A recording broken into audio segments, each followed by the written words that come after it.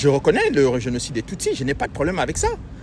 Comme je l'ai dit, mon ami Deo Mouchaïdi toute sa famille a été exterminée en 1994. Je reconnais le génocide des Tutsis, mais je dis et j'ajoute derrière qu'il y a eu, pendant les événements de 1994, d'autres populations, de catégories qui ont été massacrées.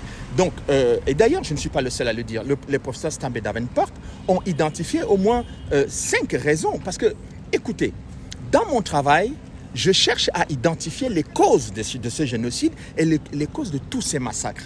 Donc, si vous ne comprenez pas les causes, vous ne pouvez pas comprendre pourquoi il y a eu génocide.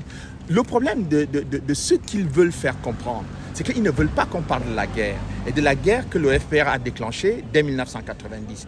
Parce que ce soit l'association Survie et toutes les associations soi-disant de défense des rescapés de génocide, ils n'ont qu'à s'occuper de mon frère Deo Mouchaïdi qui est un rescapé de génocide, mais son dossier ne l'intéresse pas, comme d'ailleurs d'autres rescapés de génocide, comme Kizito Mihigo qui a été tué dans des circonstances non élucidées. Bon, vous voyez bien que ces associations n'ont jamais déposé une plainte pour connaître les assassins de Kizito Mihigo, qui défendaient aussi les victimes congolaises. Donc, le fond de cette histoire, c'est qu'il ne faut surtout pas parler du FPR. Et moi, dans mon livre, j'ai expliqué comment ce génocide est arrivé, comment le FPR a déclenché les hostilités en 1990 et comment l'évolution de cette guerre violente, atroce, comment elle s'est développée et comment elle a abouti à la catastrophe de 1994.